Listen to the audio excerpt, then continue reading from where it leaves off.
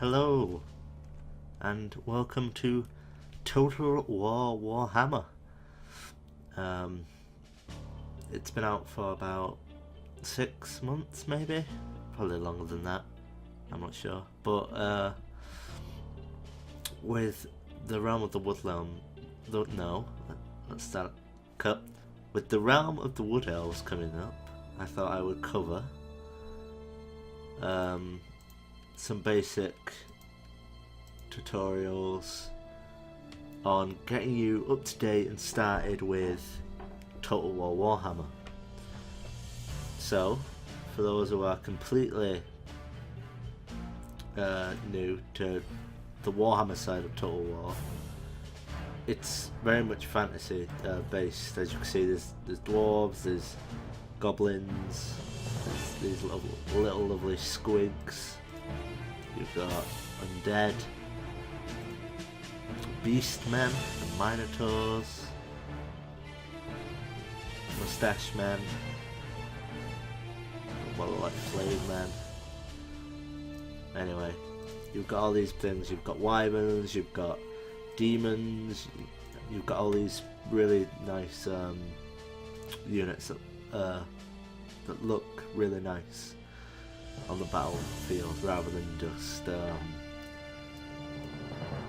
regular men or Spartans or, you know, Hastati, or which is a thing I really like about Total War, is that it's just so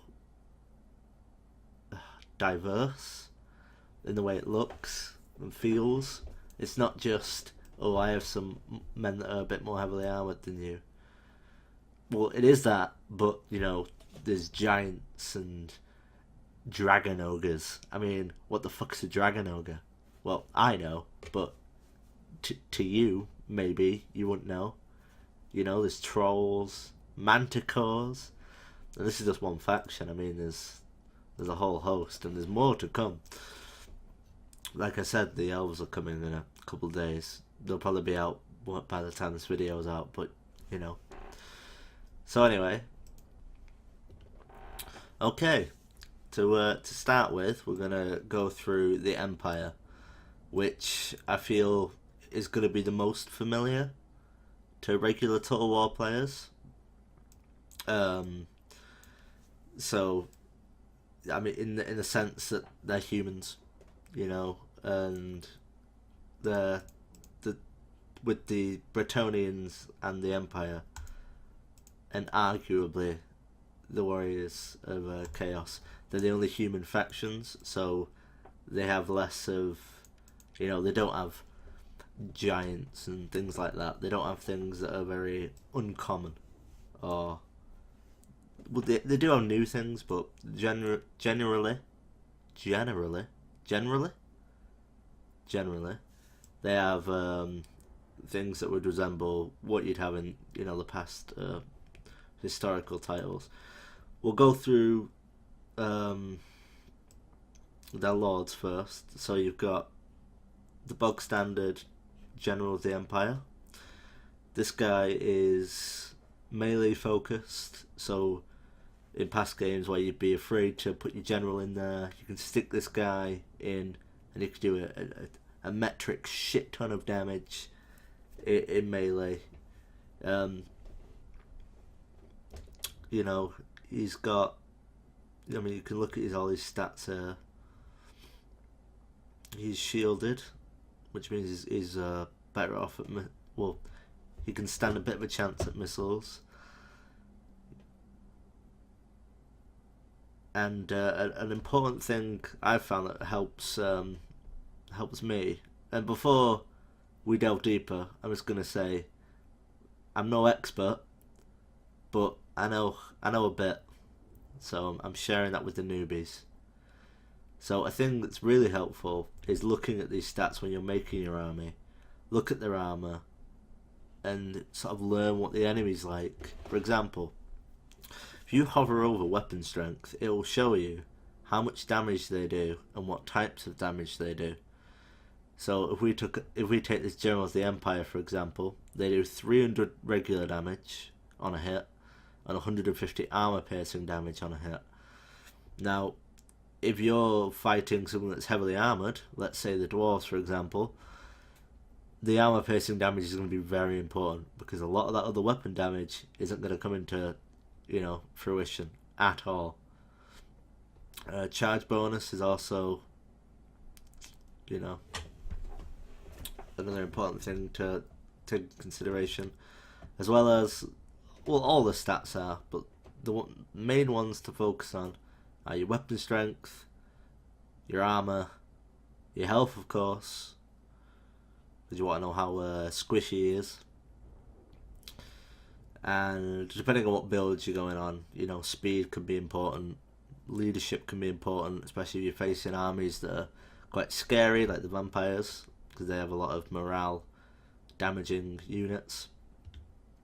There are also all the abilities of the general here. So he has 15% missile resistance. Is that from his shield? No. So that's just in general. And courage. So he has his leadership. Obviously he's the general, so he has an aura around him, which I'll show when we get in battle.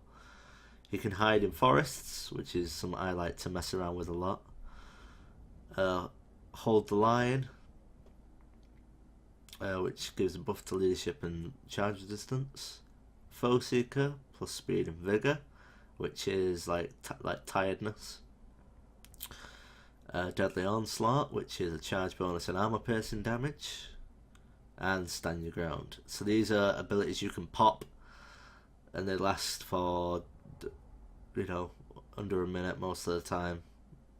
25 seconds, 36, 15, and they'll affect that aura. So if we just pop in now,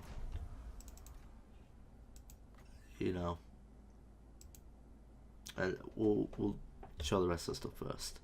So a lot of the lords have abilities that you can tweak down here. So as you can see, these abilities that they can pop off, you can choose to disable them if you want to, and if you look at the price, it goes down. So you can have a really cheap general, 1,327, 800.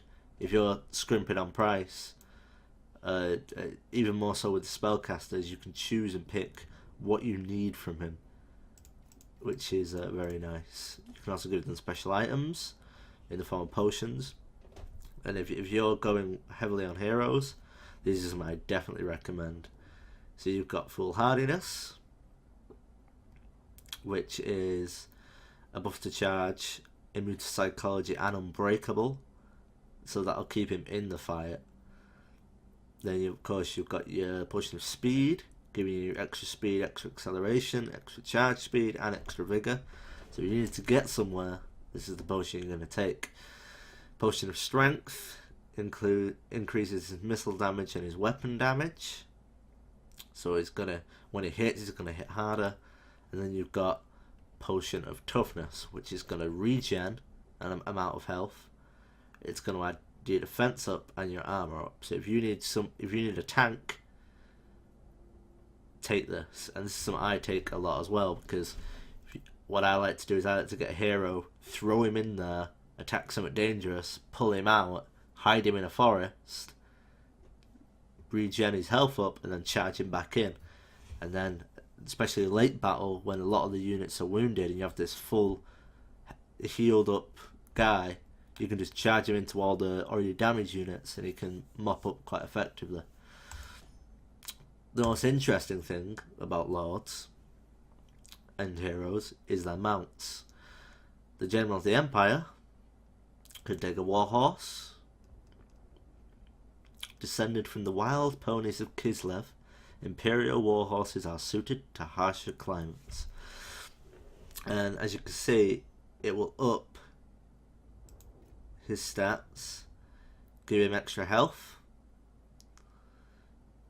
It will also increase his speed, and it'll give him a nice charge bonus as well. Of course, you can upgrade that or downgrade, depending on what you need from this guy. You can make it a barded warhorse, which will mean it'll have, some armor on it. It'll give it more armor, so plus 15, taking it up to 100, but it'll make it a bit slower, because obviously it's got the armor weighing it down. On top of that, you then have the Imperial Pegasus, which gives it a lot more health, an extra 225. Little less armor, because it needs the less armor to fly, obviously. A lot more speed. Pegasus are one of the fastest units, I think, in the air. And a nice charge bonus. So this is, the Imperial Pegasus is one that I like to put all my Empire heroes on. Because I can get them where I need them, and if they're, you know, and I like to move around and get where I want to be. And then of course the captain can go on a griffin as well, which gives you a lot more health. You're armoured, you do armour piercing damage, you cause terror, you have extra health, extra charge bonus, but you're losing melee defense, melee attack, and speed, because you're a bigger target. You know, you're less effective on the top of a mount, on a giant mount, because you can't like reach down. You can still attack, but you know it's not going to be effective if you're up on a beast. The beast is going to be doing most of the work for you. Terror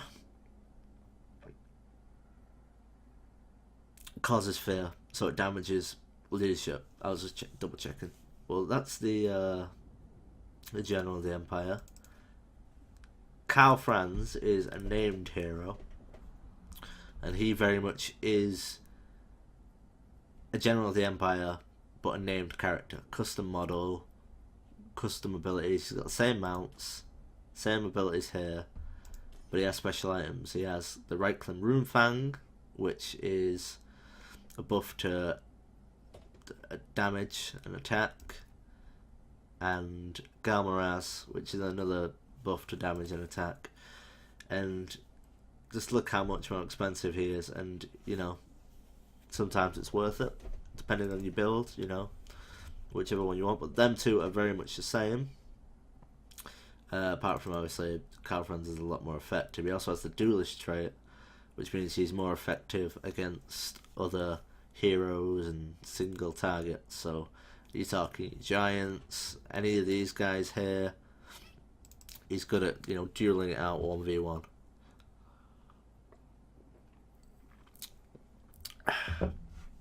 On that slide as well, you also got Boris Todbringer, another named character. You get him by completing the Call of the Beastmen campaign, an eye for an eye. He's very much a general. You can only use him in custom battles and multiplayer battles, I believe. You can only give him the Barded Warhorse, and he has the potions and the Runefang, which I think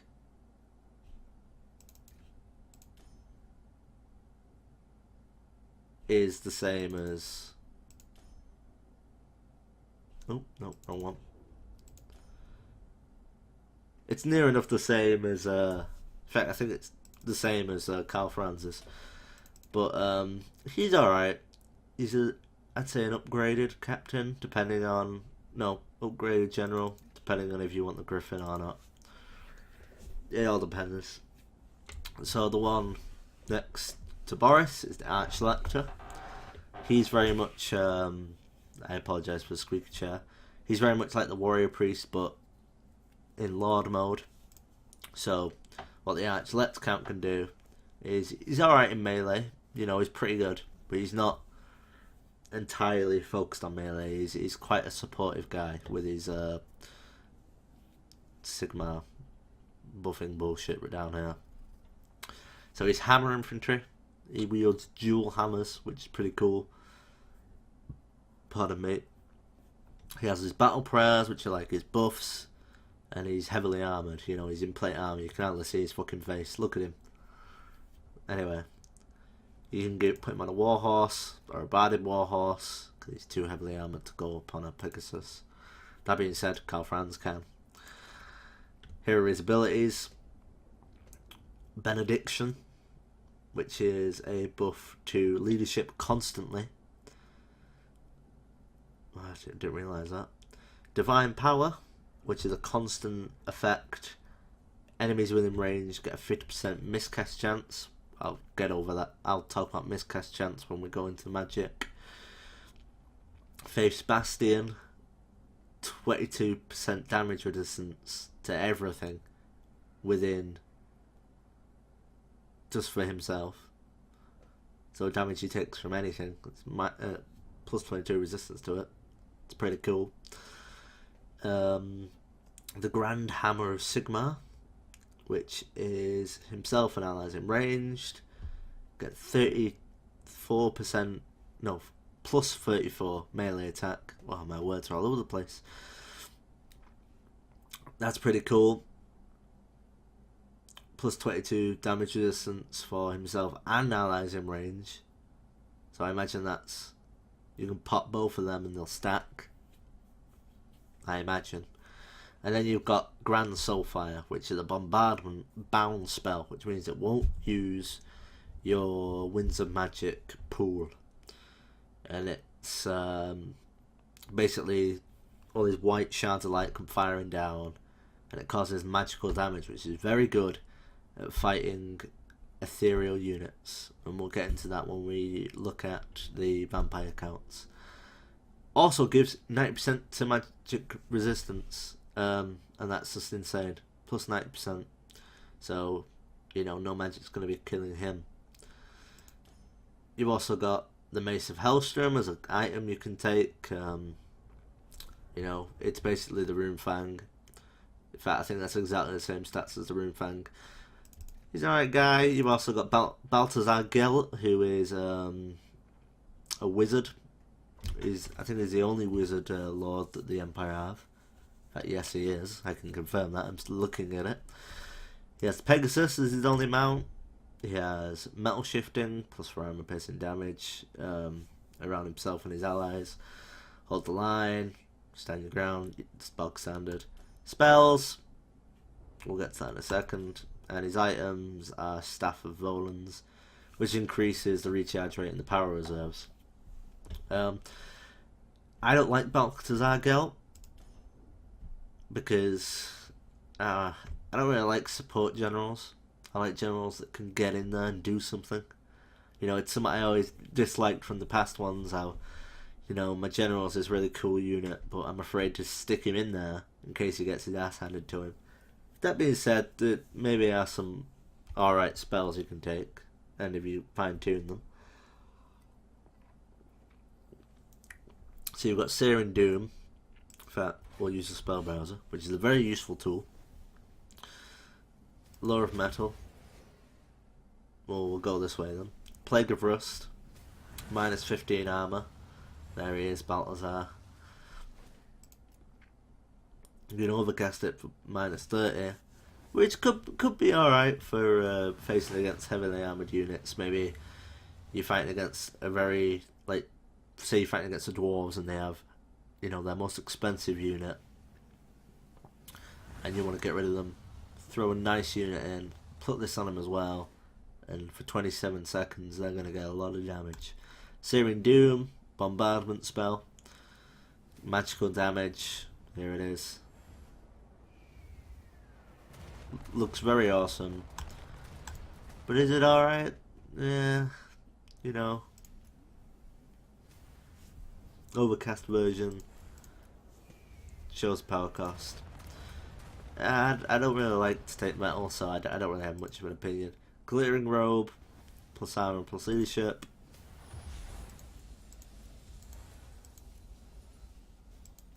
So, it don't actually change the amount when you overcast this, but what it does do is, rather than casting it on a single unit like Balti's doing here, is it casts in his aura. Well, not in his aura, but when you place it down, at the centre of that spell there will be an aura, and it'll affect everyone in that range. Gehenna's Golden Hounds is a vortex spell, Shower's Belt. All these hounds jumping about, and it will randomly spin around. Now, I rarely ever use vortex spells because they're so unpredictable, and I like to know what's happening and what's going on. I don't like unpredictability in my army unless I'm having a laugh. So, there's that. Overcast, it makes it go for longer, and I think it increases the effect area, so maybe it wanders further. I'm not sure. I don't really use it a lot. Transmutation of lead, minus 22 weapon damage and 34 attack. Minus 44 weapon damage. Well, that's alright actually. So if you're facing someone that's really beefy, well not beefy, really punchy, you stick this on him and you can make them do less damage to you, more prized possession. Maybe you're putting it on, maybe they're attacking Balthazar, you want to pull him out of there. You put that on the enemy, you don't do as much damage to him, and it gives him enough time to scootle off on his Pegasus. That being said though, 16 wins of magic just to save Balthazar, you know, that's like half of your top, half of your pool gone, saving this pointless asshole. Final transmutation, it's your Lord sniping one, basically. Don't use it like he's doing here. So what you want to do is put this on a guy. 26 wins of magic for the overcast version though. There's a chance it will resist as well, so you're spending all your power and it might even work. But it'll do a lot of damage to a target. Quickly now, passing on because we're coming up to 20 minutes. Went over Carl Franz, named character. Volkmar the Grim. He is basically the Archlector on steroids. He has the Warhorse, Body Warhouse, and the War Altar of Sigmar, which is a pretty cool mount. It's like this giant. It's not. It says Magic Chariot. It's literally like a caravan. You know, like the old timey caravans, but it's got a giant horn on it. It's got an Archlector on the back of it. So you're getting two lords for one, basically. I know it's not like that, but you are doing. You get all the Archlector abilities, plus Banishment, which is a Bound Vortex, which is the one exception, well, one of the only exceptions of the vortexes that I use, just because they're free. And it does magical damage, it's strong, it has a large moving area, it can disrupt. It's alright. It doesn't waste your magic, so He's also unbreakable because he's that holy that he don't want to run away. He's got his battle prayers, he's armoured, he causes fear. That's pretty good. He's unbreakable, like I just said. And more importantly, he does flaming attacks. Now, the vampires hate flaming because it stops them from regenerating. I mean, you could use this on, any of these heroes that have potions. You do some fire damage, they can't heal that back. It's the old Hydra. You singeing the heads. They can't grow that back. He also does magic attacks, which is very good. And if we look at his weapon strength, he's more good against unarmored units. Because he does have some armor piercing damage, and 8 is pretty good. But, it's not as good as his regular attacks. Anyway, that's all the lords for the Empire. Next we'll go on to the heroes. And maybe the infantry if we've got time.